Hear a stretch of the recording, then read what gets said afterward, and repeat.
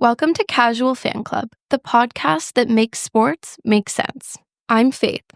And I'm Carly. If you've ever felt like sports weren't meant for you, we're here to change that.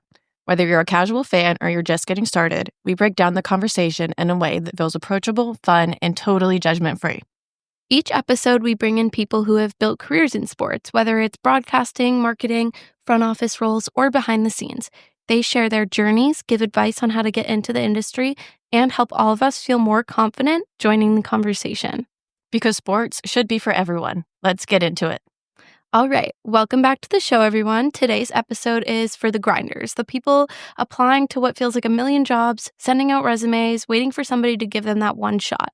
But it's also for the fans, the ones who live and breathe hockey. Yeah, we're talking NHL today.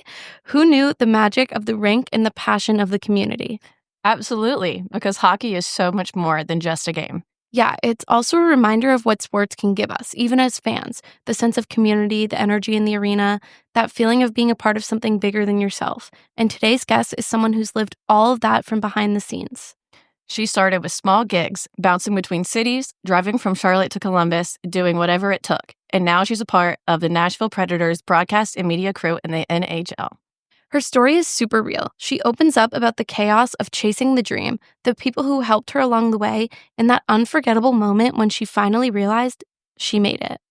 So whether you're on your own journey in sports media or you just love what sports bring into your life, this one is packed with inspiration, heart, and a love for the game that runs deep. Let's get into it. My name is Lyndsay Rowley. I am the television host and rinkside reporter for the Nashville Predators.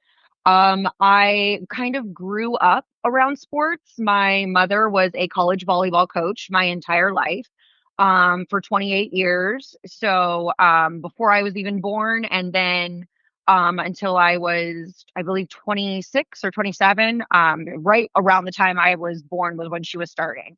I'm the oldest of three sisters, so our daycare was always whatever was going on at the university, or every Saturday was Ohio State football kickoff with dad at 1 o'clock watching, and then at night was going to mom's game. And when we were younger, her conference grew, but when we were younger, she was in a smaller conference that was basically a lot of Ohio schools. So even when she was on the road, we would drive. The furthest drive, I think, was like 2.5 hours to an away game. So even away games, like on a Saturday, like dad would take me and my sisters and we would, just go. It was exciting because we would get to, go we would have fast food for dinner. So it was always exciting and things like that. So a lot of my childhood was revolving around sports. And then I ended up playing college volleyball. And then I ended up being my mother's assistant coach when I was getting my master's degree, for 3 seasons. But I actually tell people I took a very odd, when young girls or guys ask me about my path, I kind of joke and say, take anyone but the one I took, because I kind of started out a different career. I think part of me always knew I was meant to be in sports, but I also wanted, I had an itch to like run in the business world and work on Wall Street and all of that. And I kind of got that opportunity and didn't really find it a good fit for me. And so I was working in New York and I kind of gave it all up, started over and missed sports, and kind of decided I wanted to go into sports broadcast from an internship at 23, started over. And the rest is history. Worked my way up, took jobs. And so I always tell anybody I speak to, especially in university, I'm like, you guys are way ahead of me, because I didn't even decide that I wanted to do this until I was 3 years out of college. So, but yeah, it was a very unorthodox path, but I guess I wouldn't have done it any other way because it got me here. Yeah. So you were around volleyball. I believe you did some sideline reporting for like college football. Is that correct? I did. Yeah. I got my first like on air like gig, so to say, was high school football. Okay. So the first time I was ever on television was a high school football game. I was doing sideline reporting.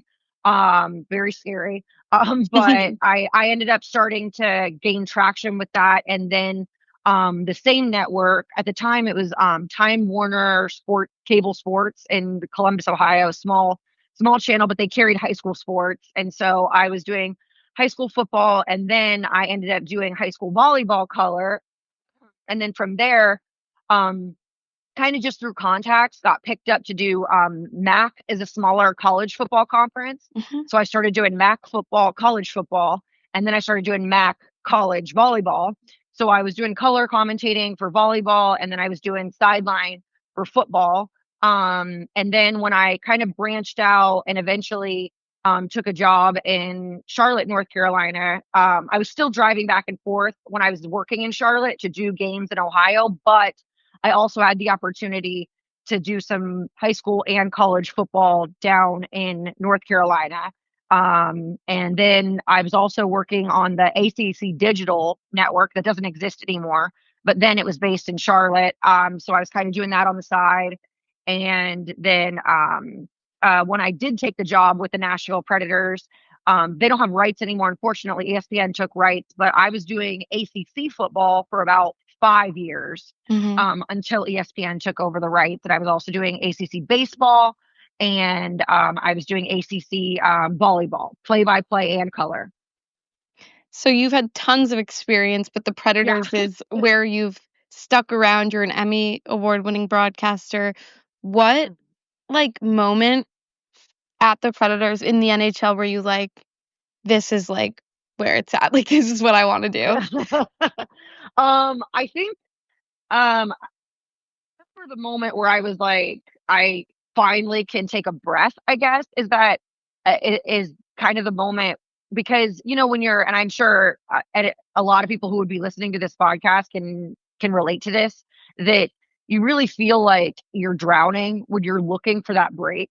Like when you're looking for you're applying to a million jobs and like, I mean, when I was at that limbo of, it was like the first, I don't know, I would say gosh, I don't know, probably like 3 years of my career, 2 to 3 years, when I was, like, driving back and forth between Charlotte and, Columbus, Ohio, every like, in the between probably, like, the August to, like, January-ish, like, those months when it was football and, like, volleyball season, I was driving back and forth, every I don't even know, probably at least every 2 weeks. Most of the time, it was, like, every week Yep. because I would be doing, like I would also be doing stuff in Charlotte. I would be doing stuff in Ohio, and then when NBA started, I was also the arena host for the Charlotte Hornets.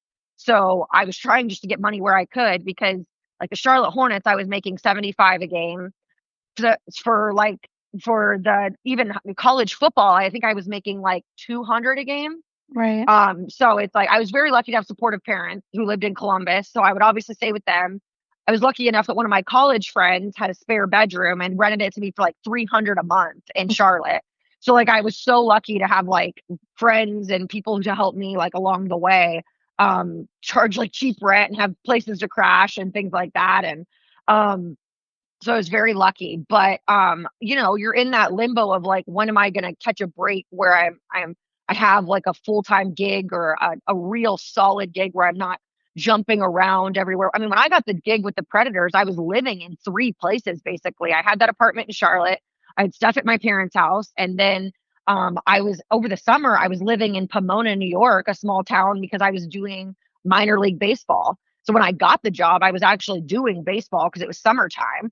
So I Mhm. actually had like items and clothing and everything in 3 different places. So you're Right. just like constantly applying and you're just like, am I ever gonna get that break? Am I ever gonna get like a real like not that those weren't real gigs because they made me who I am today and they got me my start. So I'm eternally appreciative, but like that real break. And so I remember it was like I know it was like the first half of season, my first season, and I remember it was the United Center in Chicago.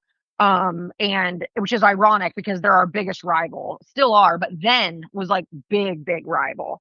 And but I just remember at the time I was still only a ringside reporter. I wasn't hosting, and I was on the bench and the arena was pretty empty and I was waiting for the team to like skate out for me to do the skate up interview, and I was just kind of out there like by myself on the bench, and like I just looked around, and by far was not the first interview I had done, but like I just for whatever reason it hit me in that moment, and I was like, okay, you're okay, you made it, you got you got the gig, take a breath. Like Right. this is real. You're not this is not temporary. Like you actually got here. The dream came true.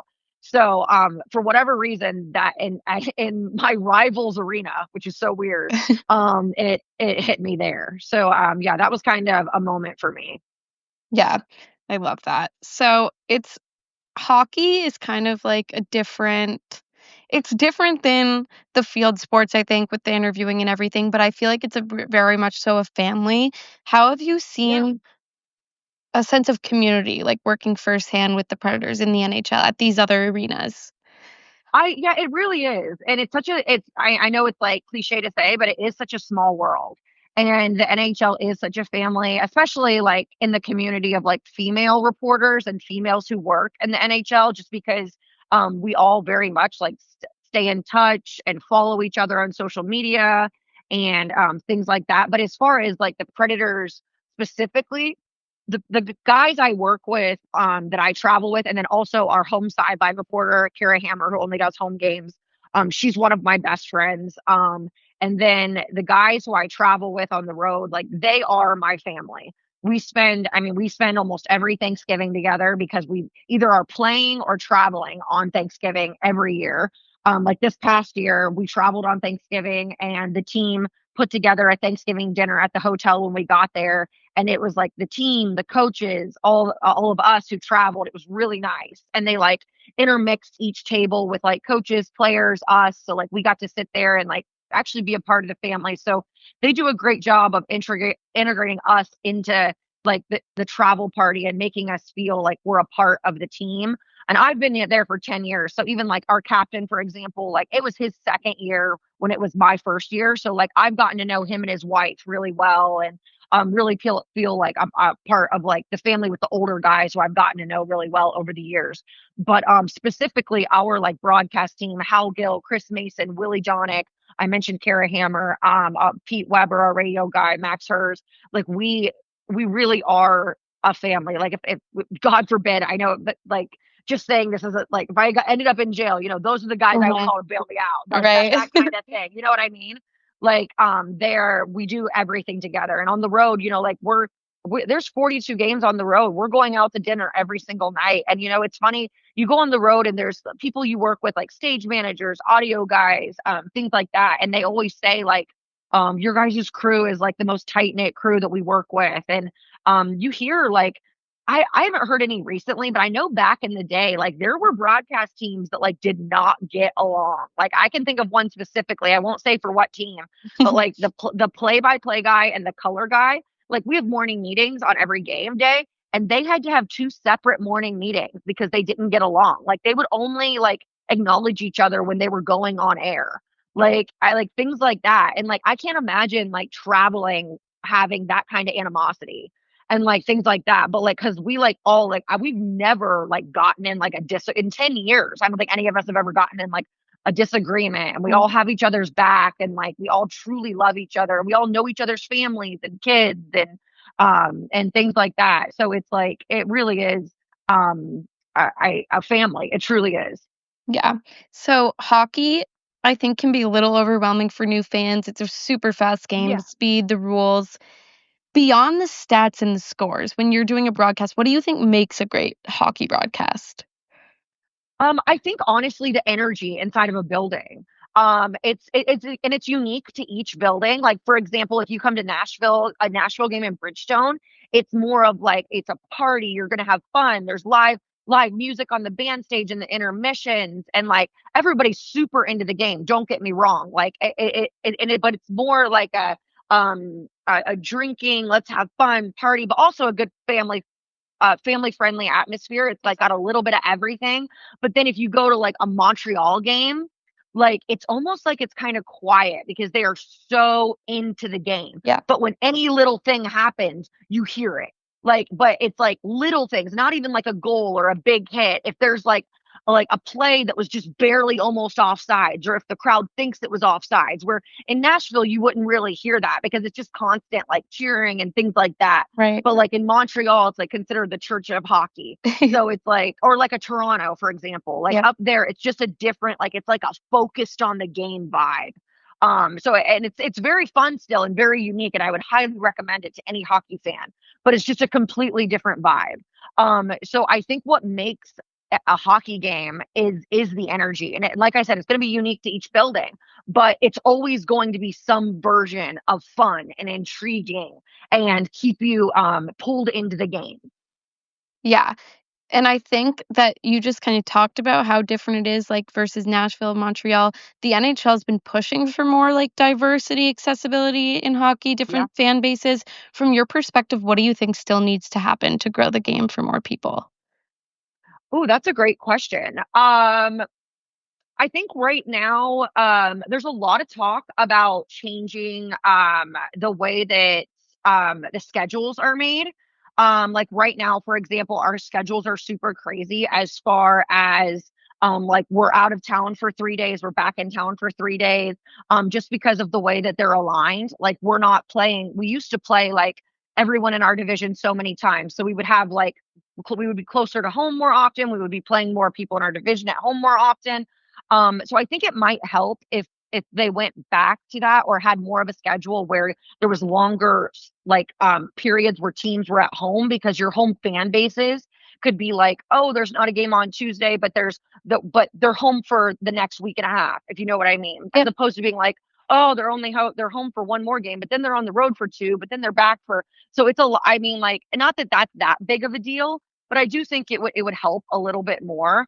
But I do think the NHL has done such a great job as far as inclusion. You mentioned that, but I don't honestly don't know what more they could do as far as like honestly, I would have one of my critiques over the last couple of years would have been like about like All Star or something like that, finding a way to make that more intriguing. And then they did Four Nations, which Yeah. was incredible, It and was awesome. It was so it was awesome. so fun to watch. And like the Kachuk brothers became like, media darlings. And then and it made me like, for example, I never thought in a million years I would be cheering for Connor Hellebuck. Like Mhm. we hate the Winnipeg Jets. And I found myself like breakaways being like, come on, Connor. And I'm like, what am I talking about? And now like, there's a little part of me that like likes cheering for Connor Hellebuck, and like I might be cheering for him in the Olympics and things like that. So it's like, as someone who's been working in the NHL for 10 years, it even opened my eyes to other things. So I like that would have been one of my critiques, but the Four Nations kind of did that. So I think the NHL has done such a great job, especially over the last like 5 years or so, with expanding and really bringing in new fans, and also just the inclusion of women and children, and doing a good job of bringing in young fans and diversifying. Absolutely. So before we wrap up, is there anything else you'd like to share about what makes your job and just the sport itself so special to you? Oh wow. Hockey is unique. I chose it for a reason. When my mom always said, like, if there's a tough road, I'm going to take it. I'm never going to take the easy road. Which are some things. Sometimes that's a great thing, and sometimes that's a really stupid thing. But for hockey, at least then, when I got in 10 years ago, there was female representation. Don't get me wrong, there was a good amount, but now there's a lot more, and I love that. But I think I wanted to get into a sport where there wasn't as much female representation, so that I could help grow the game for women, and hopefully encourage more women to want to be involved in the sport of hockey. And I just there's no other game like it. It's fast paced. I mean, what sport can you like? It's sometimes encouraged to beat the crap out of somebody Right. like that. Like I mean, like that's so much. That's crazy, but it's so much fun to watch, and it's so fast paced. And you look in the playoffs, like what comes out after what these guys were playing with, and injuries and things like that, and the heart and soul that you see when you actually get close to the game and see what these guys are playing through and what they're playing for, and what they put out there just to go out and win, arguably, and I would say is the hardest trophy to win in sports. It really is. There's almost like a romantic element to it. In my opinion, one of the best sports ever to be played. So I think for people who aren't hockey fans, I think it's probably because they haven't given it a chance yet. So I don't know. I fell in love with the game at a younger age, and then once I was able to really be immersed and work in the NHL, I really fell in love with the game. and all the people who work in the NHL and their passion for it. So I really encourage anyone who's just like, teetering on the line, especially with the playoffs coming up, dive into it. Yeah, playoff hockey's the best. Come on. It really is. It really is. The Preds aren't even going to be in it, but hey, that's okay. I'll still be watching. Well, this has been such a fun conversation. I really appreciate you taking the time to share your journey and your passion, and we will definitely be tuning in for the rest of the season. So thank you so much for coming on.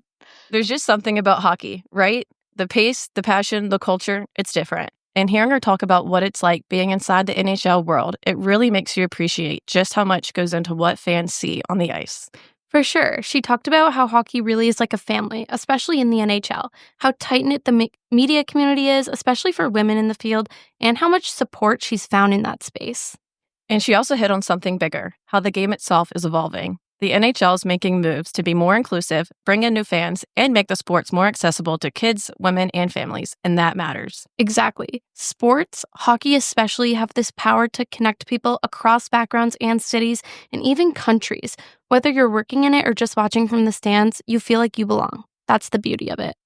So if you're out there grinding, trying to find your place in this industry, let this episode be a reminder that your moment is coming and to keep going. And if you're just here for the love of the game, keep showing up, keep cheering, and keep being a part of what makes hockey so special. Make sure to subscribe to our podcast on YouTube and Spotify. Those links are in our bio on Instagram and Facebook, which you can find us at Casual Fan Club for more updates and fun content. Thanks for hanging out with us for the 4th episode of Casual Fan Club. We'll see you next time.